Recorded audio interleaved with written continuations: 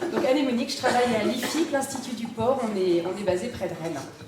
Voilà, donc je vais juste vous faire un tout petit historique sur pourquoi cette présentation. Au départ, je l'avais préparée pour une réunion avec des chercheurs qui travaillent sur des scénarios de l'élevage ou de l'agriculture de demain pour réduire l'impact environnemental en France. Et lors de cette réunion, mon objectif était de dire à ces chercheurs, attention, parce que là, dans vos conclusions principales, c'est vous réduisez les cheptels, porcins, bovins, avicoles, etc. par 30%, 50%. Et bien, il y a des dégâts collatéraux à faire ça. Alors peut-être c'est une façon de réduire l'impact environnemental, mais il y a certainement aussi d'autres scénarios possibles pour ça. Mais mon objectif était de leur dire, arrêtons de regarder le petit bout de la lorgnette, et qu'est-ce qui se passe si vraiment on réduit tous ces cheptels animaux? Vous allez voir qu'il y a quand même des atouts sur lesquels on fait une croix, et c'est vraiment très dommage par rapport à ça.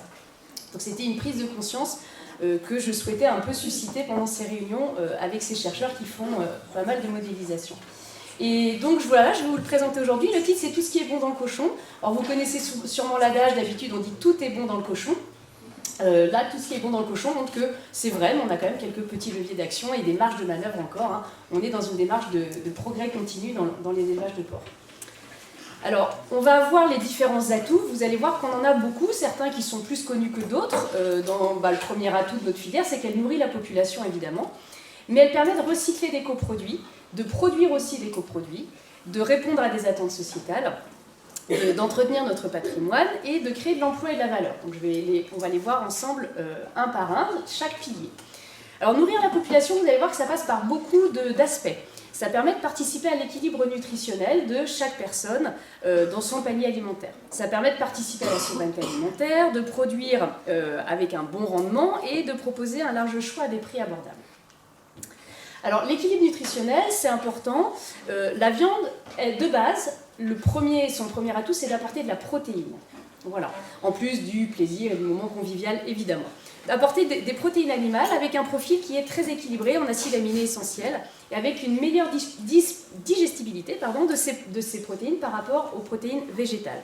Alors aujourd'hui, on a un consensus quand même au niveau international, chez des diététiciens, etc., sur le fait que quand on va consommer son panier alimentaire, on va essayer d'arriver sur 50% de protéines végétales, 50% de protéines animales.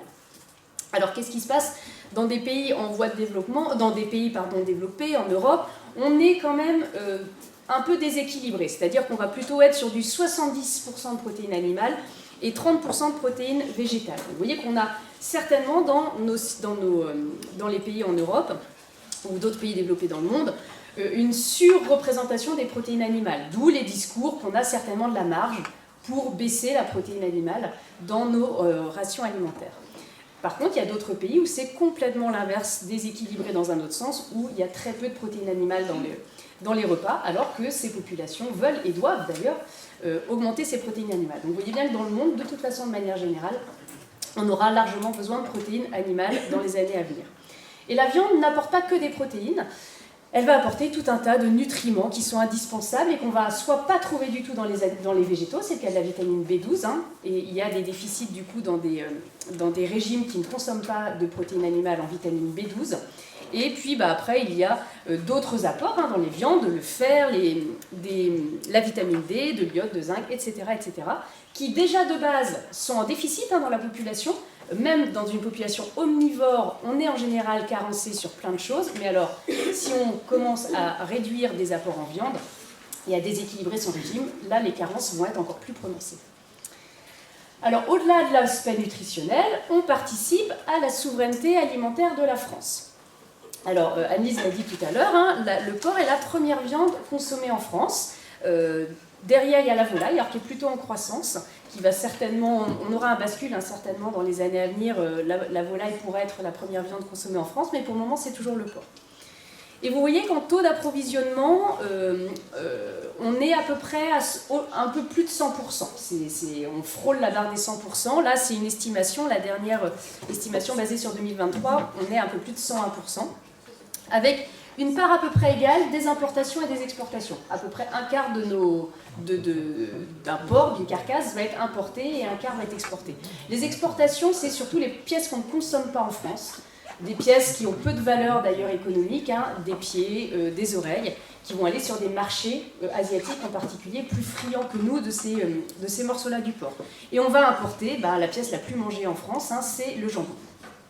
Alors cette autosuffisance, elle a plein d'atouts stratégiques, hein, un pays qui a une agriculture forte est un pays fort, et on est beaucoup moins dépendant quand on peut amener la matière première et la viande de porc en l'occurrence, on est moins dépendant de conflits géopolitiques, d'aléas climatiques, d'aléas sanitaires si on était dépendant d'importations. Des atouts économiques, on crée de la valeur, on la garde chez nous. Des atouts environnementaux, on va aussi finalement produire que ce qui correspond à peu près à notre consommation. Donc des pollutions d'élevage ne vont pas être en excès quand on est sur des 101%, contrairement au Danemark par exemple, où ils vont produire 4 fois plus que ce qu'ils consomment. Des enjeux sociaux hein, aussi, et par la création de l'emploi, et des enjeux de qualité. Hein. La France a souvent, elle est reconnue, réputée pour produire une filière porcine de très haute qualité avec des réglementations au top. Alors le porc produit avec un très bon rendement, et vous allez voir que ça vient de là tout ce qui est bon dans le cochon. Donc si vous regardez en poids la couleur bleue, eh bien un porc, on va récupérer pour la consommation humaine 83% du poids d'un porc, c'est énorme, et 87% si on parle en protéines. Alors je vous dis que c'est énorme, mais comparé à d'autres espèces, il faut toujours se comparer pour savoir interpréter un chiffre. Eh bien vous voyez que sur les autres espèces, par exemple quand on compare au poulet de chair, c'est tout de suite 20 points de moins en termes de rendement de ce qu'on va obtenir de l'animal pour la consommation humaine.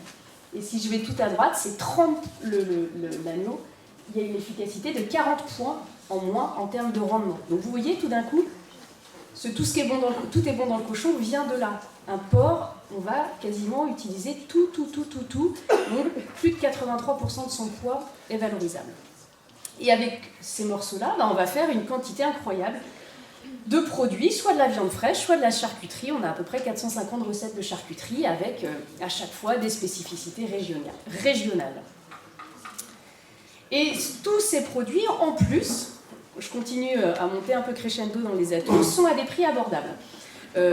Donc là, vous voyez que la viande de porc, c'est la viande la moins chère. Donc c'est vrai sur de la viande piécée, découpée, 7,80 € par kilo de porc, mais c'est vrai aussi sur de l'élaboré et du haché. Le porc est la viande qui est la moins... Enfin, les produits à base de porc sont les moins chers. Et c'est la viande qui a été le moins impactée par l'inflation qu'on a tous connue là récemment. Donc vous voyez, hein, la viande de porc, là, les courbes en gros comparent les différentes années, 2022 étant la barre la plus à droite de chaque graphique. Donc on a le porc, le poulet et le bœuf. Donc vous voyez, en termes d'augmentation sur les dernières années, c'est le porc qui a le moins subi l'inflation. Et c'est vrai aussi en élaboré et haché. Alors, autre atout, au-delà de nourrir la population, le porc permet de recycler des coproduits. Vous savez que le porc, de base, était un recycleur. Hein. Dans les basses-cours, dans les fermes familiales, on donnait à manger aux cochons finalement tous les restes parce que ça permettait de recycler et en même temps de l'alimenter. Donc il va être capable de recycler des tas de coproduits végétaux dont l'humain ne va pas être destinataire. Alors là, on va repartir sur un petit calcul qui, vous allez voir, est assez facile à comprendre. En gros, pour produire 1 kg de protéines de porc, donc on va raisonner en protéines, parce que je vous ai dit que c'était quand même la finalité, hein, quand on se nourrit de viande, c'est pour l'apport protéique. Donc pour faire 1 kg de protéines de porc conventionnelles, eh bien, il faut 2,3 kg de protéines végétales. Et sur ces 2,3 kg de protéines végétales, eh bien, il n'y en a que 30% qui sont, on va dire, un peu en concurrence avec l'humain. C'est des produits qui auraient pu être donnés à l'humain, mais qu'on a donnés à du porc. Sur le kilo de porc, là, sur les protéines, je vous ai dit tout de suite, hein, le rendement, c'est 87% va être destiné à de l'humain. Et bien, quand on fait le rapport de ces deux chiffres, en fait, on se rend compte que le porc est un producteur net de protéines. Ça veut dire que quand on va lui donner 1 kg de protéines végétales consommables par l'humain, il va, lui, être capable d'en produire 1,2. Donc, il est à la fois un recycleur, ça permet tout ce qui va être les sons, les drèches, les pulpes, les tourteaux, etc. Il va être capable de les recycler, de les utiliser, donc ça évite du gaspillage. Et en plus, il est capable de produire plus de protéines que ce qu'on lui en a donné par rapport à de la compétition, par rapport à l'humain. Donc ça, c'est un très très grand atout. Alors, on voit sur ce graphique-là, c'est ce 1,2, vous voyez que c'est le haut de la barre violette, donc c'est son efficience protéique nette. Mais il y a une grande variabilité, vous voyez que la flèche noire en pointillé, il y a des élevages de porcs qui sont encore plus performants que ce 1,2, par contre d'autres qui sont moins performants. Alors, comment ça s'explique ? Les filières les moins performantes vont être les filières bio. Alors ça s'explique, parce qu'il y a un indice de consommation plus élevé, les animaux, il faut donner plus d'aliments aux animaux pour produire 1 kg de porc. Il y a une productivité qui est souvent plus faible aussi, de par les conditions d'élevage. Il va y avoir moins de porc produits par truie. Ils n'ont pas le droit à des acides aminés de synthèse. En bio, ça c'est dans le cahier des charges. D'accord ? Et donc pas d'acides aminés de synthèse, ça veut dire que l'apport protéique, il va falloir aller chercher dans des matières premières, des pois, des protéagineux, peu importe, mais qui, elles, peuvent être en concurrence avec l'humain. D'où la moins grande efficience protéique nette dans ces filières-là. Et puis, tout simplement, parce qu'ils ont des disponibilités en matière bio qui ne sont pas toujours très abondantes, ce qui fait qu'il va falloir aller piocher dans des matières premières, elles aussi en concurrence avec l'humain. Par contre, on a des filières beaucoup plus efficientes, qui vont être à bien plus que 1,2, comme je vous disais tout à l'heure. Alors, ce sont des élevages dans lesquels on va avoir des rations qui vont être plus riches en maïs, qui vont être plus riches en coproduits de céréales, par exemple des fafeurs qui vont être capables d'aller utiliser des tas de coproduits dans leur machine à soupe qui vont faire que ça va permettre de recycler ces coproduits-là et d'être moins en concurrence avec l'humain. Alors, malgré cette très bonne efficacité, cette très bonne efficience du porc, on a encore plein de voies de progrès. On va être encore capable d'augmenter cette efficience en augmentant la part de coproduits, en augmentant l'alimentation de précision. On alimente les porcs au plus près de leurs besoins. Alors, comment se distinguent les autres filières ? Parce que, je vous disais, le porc est un animal remarquable, hyper efficace en termes de rendement, mais comment sont les autres filières ?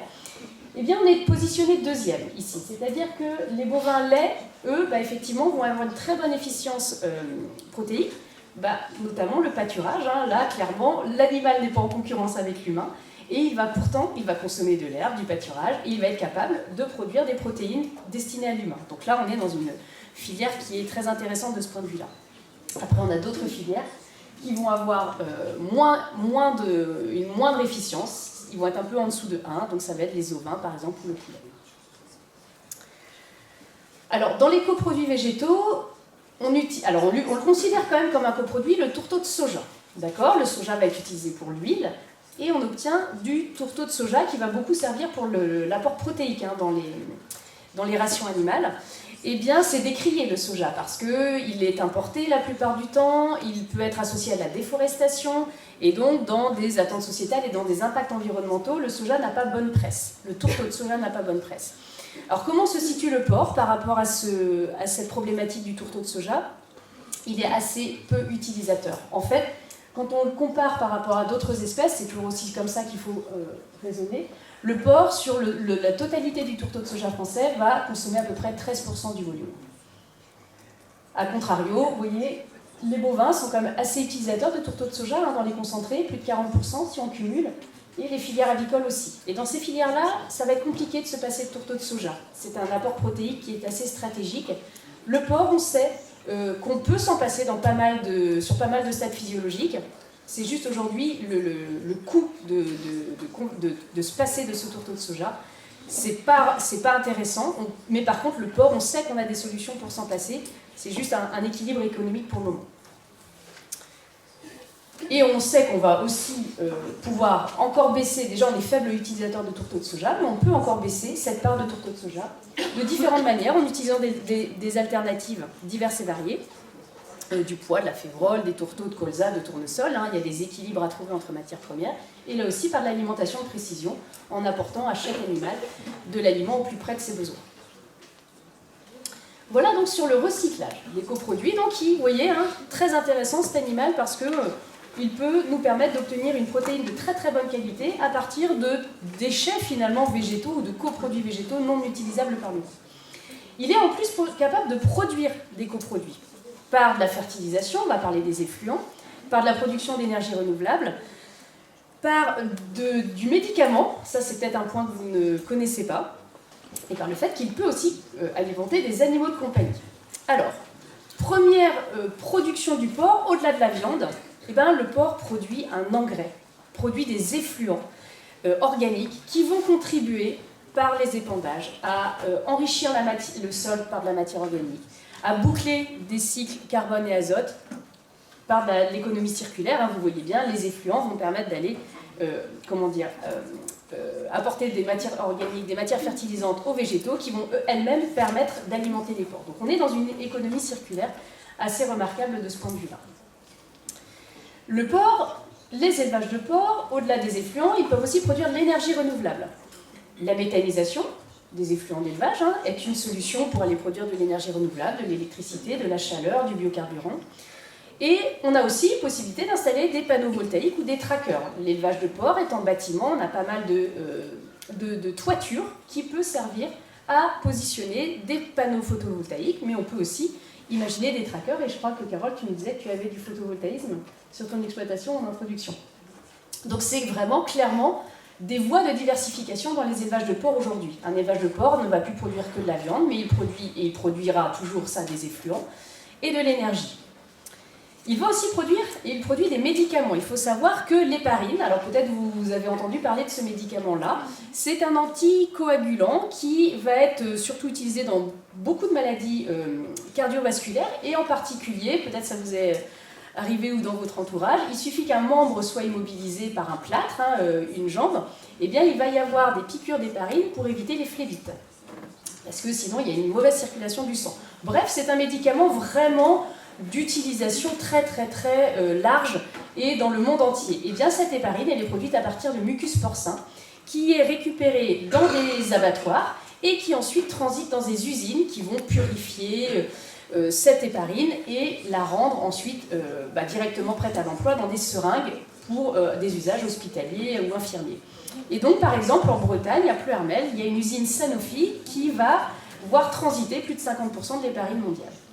Et en fait, la production de porc dans le monde, ce qui est intéressant à savoir, elle permet tout juste de suffire à produire la quantité d'héparine dont on a besoin.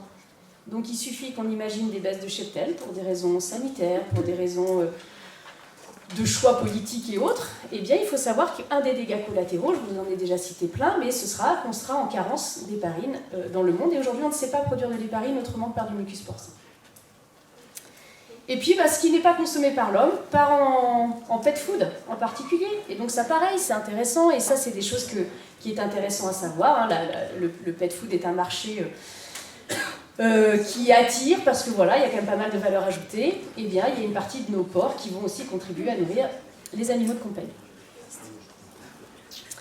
Alors, un point un peu surprenant dans la manière dont je l'explique là, c'est que le porc va répondre à des attentes sociétales. Alors c'est pas si intuitif que ça en général, quand on parle de la production porcine, c'est pas tout de suite le premier réflexe qu'on va avoir de se dire tiens, c'est une production qui répond à des attentes sociétales. Eh bien si, il faut qu'on soit collectivement capable de dire que ça fait des années qu'on s'est emparé de ces attentes sociétales et qu'on y répond au fur et à mesure, alors peut-être pas aussi vite ou aussi bien ou aussi loin que certains voudraient, mais on est déjà largement à l'aise dans nos bottes pour expliquer qu'on répond à des attentes sociétales, et je vais vous l'expliquer. Déjà, on émet peu de carbone, ça c'est un premier point. Peut-être que dans vos têtes, vous êtes encore dans l'idée que le porc, ça pollue, parce que c'est des a priori qui sont depuis des années dans les têtes, et bien vous allez voir que sur des aspects gaz à effet de serre, c'est pas du tout le cas. Il va falloir enlever cet a priori-là des têtes.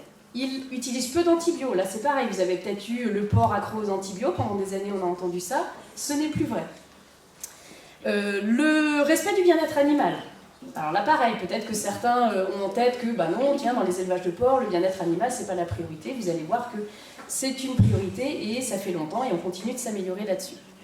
Alors, le porc émet peu de carbone. Et bien là, ce sont des chiffres qui sont publiés et consensuels d'une base qui s'appelle Agribalise, bref. Eh bien, dans les filières, là c'est pareil, il faut toujours avoir des points de repère pour se dire comment se situer, est-ce qu'on est bon, pas bon, etc. Et sur quoi s'améliorer et quelles sont nos priorités. Bon, le bovin, ça vous le savez certainement, par le méthane entérique qui est dégagé, est celui qui est le plus émetteur de gaz à effet de serre. En deuxième position, et vraiment à égalité avec la volaille, il y a donc le porc avec 2,7 kg équivalent CO2 par kilo de porc produit.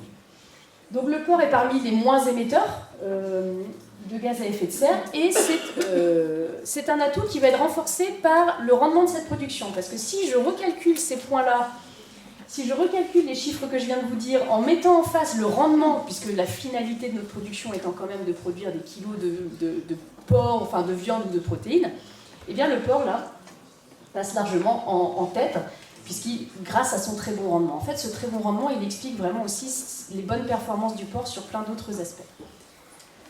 Le porc utilise peu d'antibiotiques.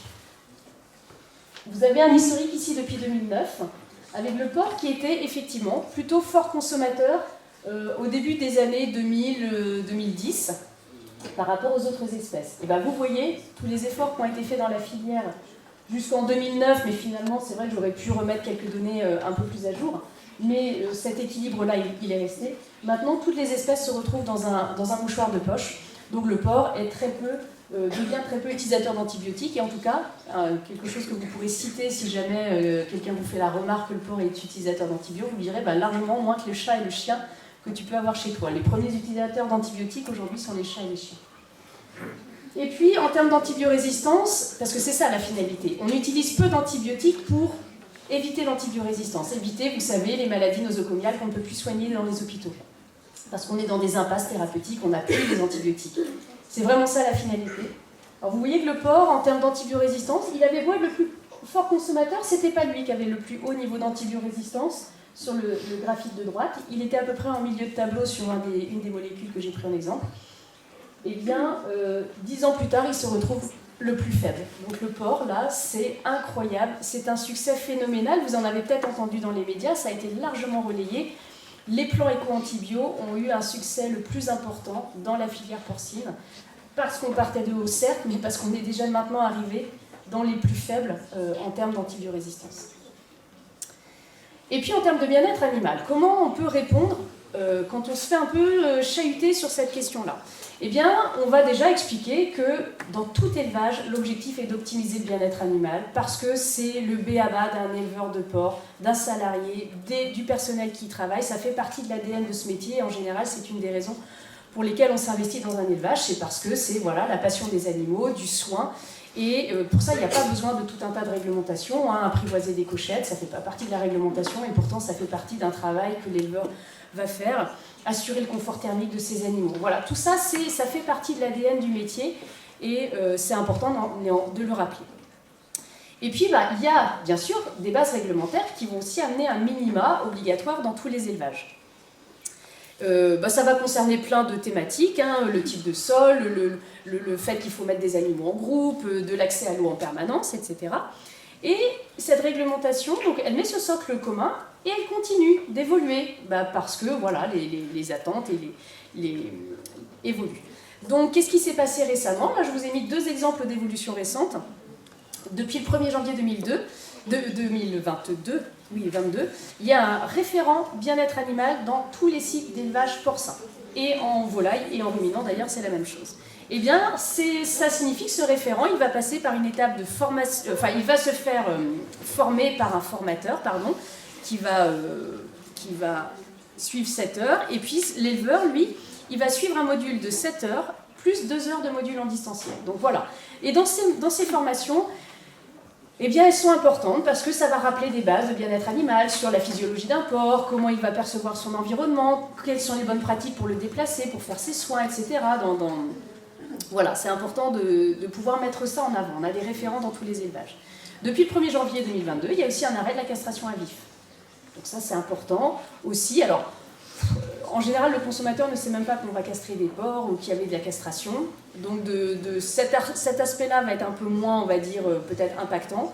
Mais enfin, c'est quand même important de se dire qu'il y a eu des évolutions réglementaires là-dessus. Alors, il y a des alternatives à la castration à vif. Il y a la prise en charge par de l'anesthésie. On continue de castrer, mais avec une anesthésie. Ou alors, on passe au mal entier. Ou alors, on passe à de l'immunocastration. Dans l'optimisation du bien-être animal, un des sujets qui ressort souvent aussi en porc, c'est la coupe de la queue. Alors on a on a à peu près plus de 98% des porcs en France qui ont la queue coupée. C'est parce qu'on n'a pas trouvé de solution miracle pour le moment pour éviter de le faire à grande échelle. On n'a pas une solution qui soit fiable, robuste est valable dans tous les élevages, dont on sait qu'elle va marcher partout, sur toutes les bandes. C'est un sujet qui est très compliqué, certainement le plus compliqué aujourd'hui auquel on a affaire sur des aspects de bien-être animal, mais on y travaille. Il y a plein de choses qui se font pour essayer d'évoluer là-dessus. Et donc les éleveurs, on va les aider à d'abord faire un monitoring. Est-ce qu'il y a des morsures de queue dans l'élevage? Est-ce qu'on va essayer de mettre en place un audit pour voir est-ce qu'il y a des facteurs de risque? Et puis on va essayer de faire quelques tests sur des porcs à queue longue sur une partie des animaux. Voilà, on a pas mal de documentation et il y a de la recherche et de la recherche qui continue d'être faite là-dessus sur comment font des éleveurs qui réussissent à maintenir des queues longues.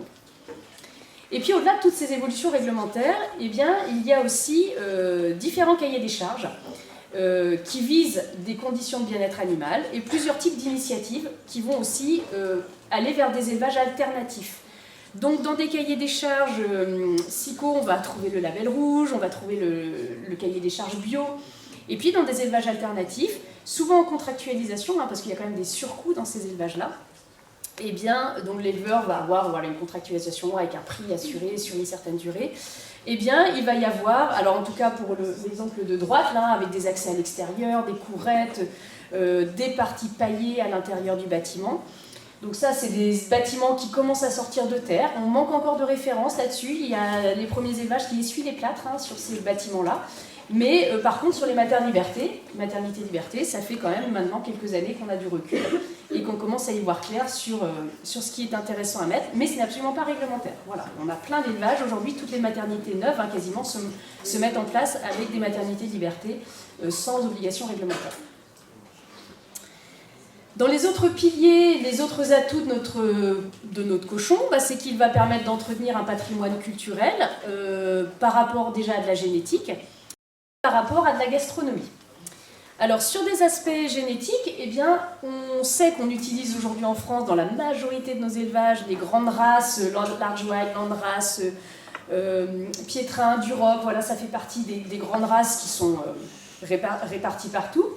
Mais on a quand même, et ça il faut qu'on soit fiers en France, réussi à conserver des races locales et qu'on met en avant aussi en termes de biodiversité génétique et de tradition sur notre territoire.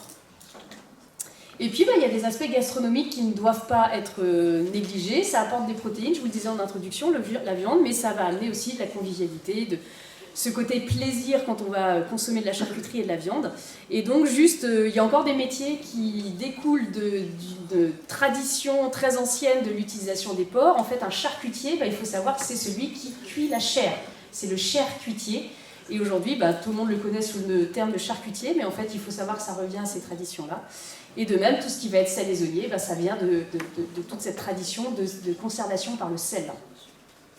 Voilà, donc ce sont des métiers qui existent encore et qui font partie de notre patrimoine à la fois culturel et gastronomique. Et puis enfin, je termine par le dernier pilier du porc. On l'a vu par les témoignages précédents et par les interventions précédentes, le porc, il y a de l'emploi. Il y a de l'emploi, il y a de la valeur et c'est des chiffres qui méritent d'être mis à jour assez souvent, mais vous voyez que la filière porcine va englober tout un tas de métiers qu'on estime à peu près à 130 000 en France, qui va inclure tous les maillons de la filière. Voilà, que ce soit de l'alimentation animale, de la génétique, les élevages, les organisations de producteurs, les conseillers, les abatteurs, les découpes, transformations, etc. Et puis tout ce qui gravite autour, les équipementiers, des labos pharma, on a tout un tas de structures, banques, etc. Vraiment, il faut se dire qu'on est sur des collaborations très larges dans cette filière, ce qui est vrai là aussi pour les autres filières. Alors vous voyez, donc on a quand même, le porc sert évidemment en première fonction à nourrir la population, avec une viande qui ne coûte pas cher, avec une viande qui offre une diversité de produits, de charcuterie, de viande, etc. Mais elle ne sert pas qu'à nourrir la population, elle a bien d'autres fonctions et ce serait, en tout cas, dans toutes les politiques publiques qui seraient prises demain sur comment doit être l'agriculture de demain, si jamais on a encore des conclusions sur des baisses de cheptel, il faut se dire, ok, attention, il y a des dégâts collatéraux quand même, en termes de médicaments, en termes d'effluents. Demain, les effluents vont devenir une matière qui aura de la valeur aussi. Alors, là, on se fait un peu de l'autosatisfaction, hein, on est sur des atouts et on voit ce qui va bien, mais on sait qu'on a encore des leviers qui sont actionnables, hein, on ne va pas se reposer sur nos lauriers. La production est en démarche de progrès continu, ça fait des années qu'on évolue et on va certainement continuer dans les années à venir. Vous allez voir, je vais reprendre quelques thèmes que j'ai déjà évoqués en vous disant qu'on était déjà très bon, mais sur lesquels on pouvait encore progresser, notamment sur l'émission de carbone. On est déjà assez faible émetteur, mais on peut encore actionner quelques leviers qui vont être intéressants sur le carbone, mais aussi derrière, vous allez voir, peut-être sur de la méthanisation, sur de l'ammoniac. Donc en gros, ce qu'il faut savoir, c'est que dans un élevage de porc, il y a 50% des émissions de carbone qui sont liées aux effluents et 50% qui sont liées à l'aliment. Voilà, en ruminant, c'est très différent, parce que le méthane entérique prend la place très largement majoritaire en termes d'émissions de gaz à effet de serre. Le porc n'est pas concerné par ces émissions de méthane entérique hein, qui se font dans la digestion. Donc nous, en porc, c'est 50% l'aliment, 50% les effluents. Donc forcément, les leviers d'action, c'est sur ces deux postes. Le premier poste, si on prend les effluents, on va avoir les leviers les plus intéressants, les plus performants. Ça va être l'évacuation fréquente des déjections sous les animaux. Et puis la méthanisation. Donc l'évacuation fréquente, ça peut être de l'évacuation par raclage, par flushing, voilà, on peut avoir ou par évacuation gravitaire, mais de manière plus fréquente. Et associé à la méthanisation, on peut déjà gagner à peu près 20-25% des émissions de carbone, ce qui est énorme, d'autant plus que ce sont des pratiques qui sont pérennes. C'est-à-dire que quand l'éleveur s'engage là-dedans, c'est du structurel, c'est des investissements qui sont lourds et on sait qu'il va l'avoir pendant plusieurs années. Ce n'est pas juste un changement de pratique qu'on peut avoir pendant un an, puis derrière qu'on arrête pour des raisons X ou Y et finalement on repart sur des hausses d'émissions de carbone. Donc là, évacuation fréquente, méthanisation, on s'engage sur du long terme, sur de la décarbonation. L'alimentation, vous voyez que c'est un levier qui est intéressant, un petit peu moins, mais bon, tout petit pourcentage est intéressant à gagner. Donc par exemple sur le choix des matières premières qui vont être moins impactantes sur l'environnement. Et par exemple, partir sur des tourteaux de soja français ou partir sur des tourteaux de soja qui sont tracés non déforestants. Adapter l'alimentation, ça va être intéressant aussi pour gagner quelques 4-5%. Par exemple, en augmentant le nombre de phases. Augmenter le nombre de phases, ça veut dire s'adapter au plus près des besoins nutritionnels des porcs. La digestibilité des aliments va être aussi forcément intéressante là-dessus. Et puis après, les autres leviers sont quand même vraiment minoritaires, mais ils contribuent à gagner quelques petits pourcentages. Donc l'amélioration des performances techniques, la baisse de l'indice de consommation, on va gagner un petit 3%. Et puis la gestion de l'air, ça peut être intéressant, le lavage de l'air, la brumisation contribue à baisser les émissions de carbone. Et puis la consommation d'énergie va permettre de gagner 1 ou 2%, c'est déjà pas mal. Et puis c'est surtout qu'ils peuvent aussi servir à d'autres choses. Hein. Peut-être là, à la limite, la décarbonation qui est associée, c'est un bénéfice collatéral. Ça va être des dispositifs des dispositifs économes en énergie, hein, par exemple des ventilateurs économes, des valorisations de la chaleur issue de la méthanisation, de la production d'énergie renouvelable, etc. Donc on a quelques leviers quand même très intéressants. Pour continuer d'émettre peu de carbone, qu'est-ce qu'il faut aussi se dire? C'est que pour savoir qu'on s'améliore, il faut mesurer. Il faut absolument mesurer, se comparer, faire un monitoring. C'est la base, c'est le b.a.-ba de démarche de progrès, savoir d'où on part et combien on gagne. Eh bien, point intéressant aussi à ce que vous ayez en tête, en porc, on a la chance d'avoir un dispositif, un outil de monitoring qui est à disposition de la filière pour s'auto-évaluer, pour progresser, pour communiquer. C'est un outil qui s'appelle JIP, qui est géré par l'IFIP, mais qui est dépendant de tous les apporteurs de données. Et on a aujourd'hui plus de 800 éleveurs qui sont inscrits, plus de 1000, pourquoi j'ai mis 100, c'est plus de 1000 diagnostics, et on a beaucoup de relais qui sont formés et qui vont justement contribuer à aller faire les audits dans les élevages. Alors il y a beaucoup de données qui sont déjà saisies dans le suivi technico-économique de l'élevage, mais il y a quelques questions complémentaires quand même, hein, donc ça prend un peu de temps. Et puis JIP va être aujourd'hui demandé dans quelques cahiers des charges qui veulent montrer qu'ils font une démarche, pareil, RSE, environnementale. Hein. Donc par exemple Kermenay, qui est l'abattoir qui va fournir notamment Leclerc, Fleury-Michon,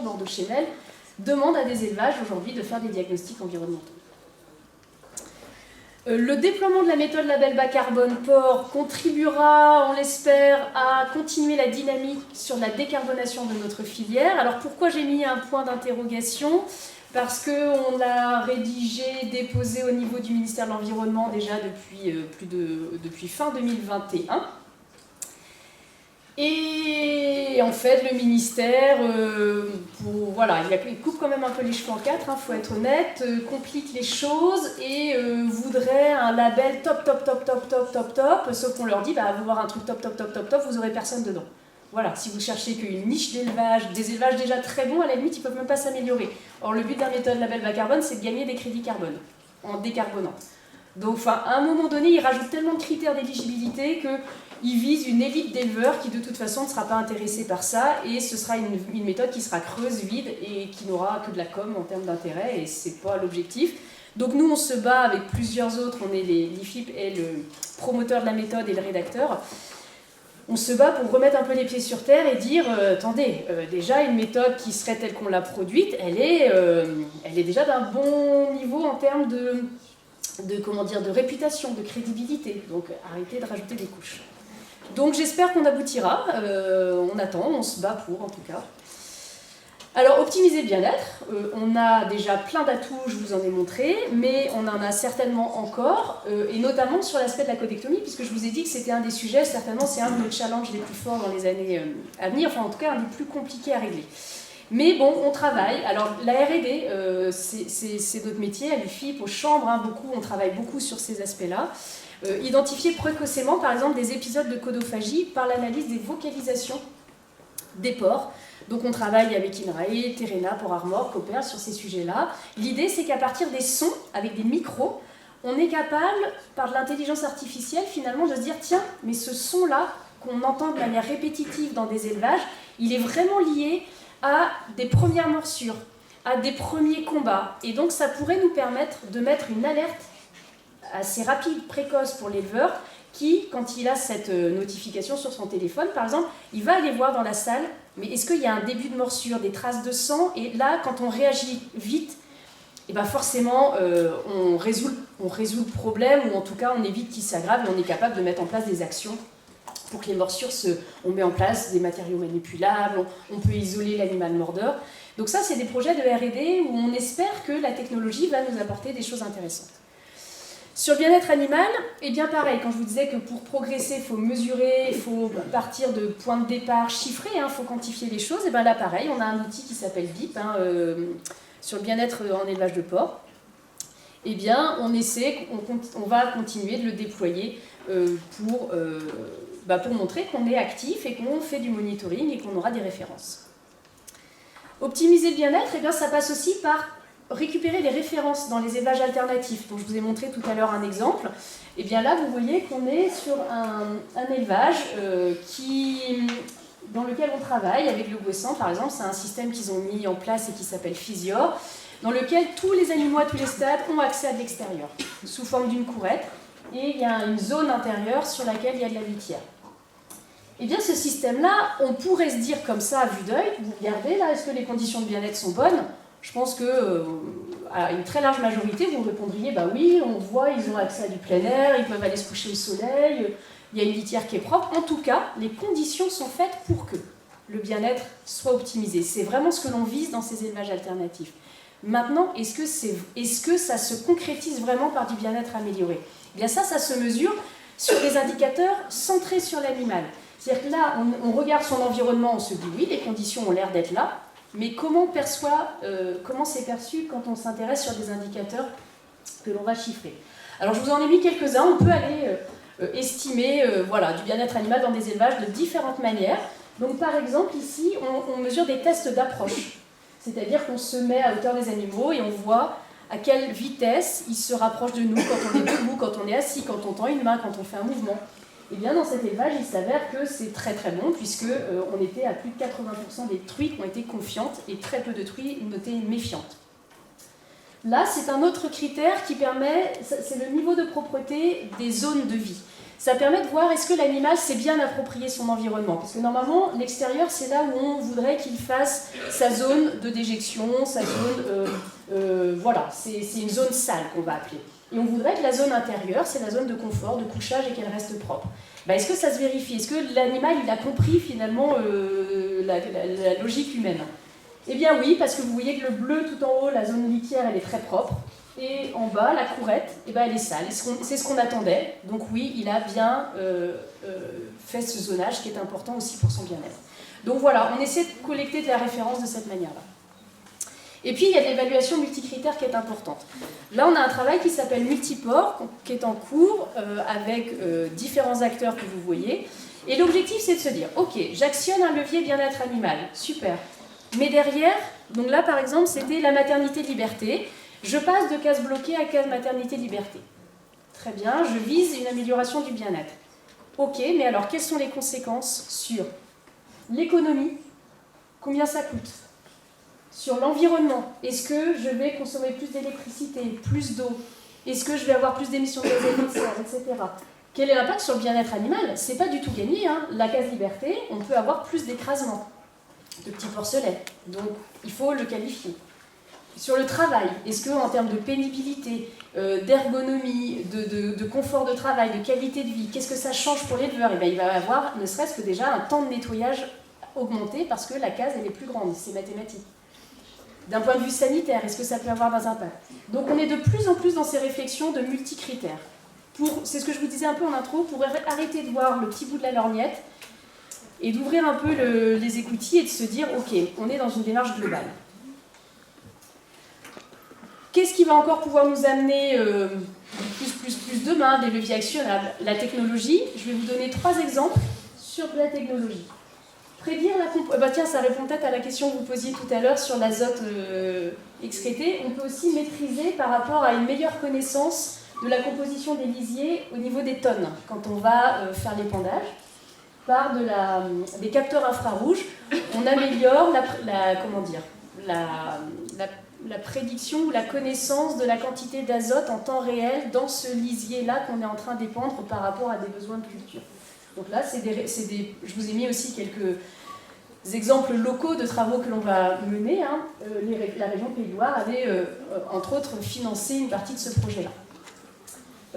Détecter précocement des toux. Alors on peut détecter de la codophagie, des morsures, mais on peut aussi détecter des animaux qui toussent et faire des alertes. Donc là, on est en train de tester aussi des micros qui sont capables, par un algorithme, de bien spécifier que c'est de la toux. Ce n'est pas une morsure, c'est vraiment des sons très différents. Mais ça, il faut apprendre à la machine que ça, c'est une toux, ça, c'est une morsure, ça, c'est une vanne de machine à soupe qui est en train de s'ouvrir, etc. Et puis, on va essayer, là, on est en train de travailler là-dessus, de rendre interopérables tous les équipements, ou en tout cas une grande partie des équipements qu'on a dans des élevages, pour à la fois éviter à l'éleveur de saisir 1 fois, 2 fois, 3 fois la même info. Il doit saisir le poids de son animal, des fois 3 fois dans la même journée. Et mieux valoriser ces données-là, c'est-à-dire l'interopérabilité fera qu'on pourra faire des tableaux de bord plus évolués. Donc c'est un projet qui s'appelle Piglink avec beaucoup de partenaires. Vous pouvez trouver les infos sur Internet si ça vous intéresse ou vous poser des questions. L'adaptation au changement climatique, on va forcément avoir ces questions-là qui vont se poser là, déjà aujourd'hui d'ailleurs, déjà dans les étés précédents, on a quand même eu des fortes successions de périodes de chaleur, et on sait que ça va se répéter dans la suite.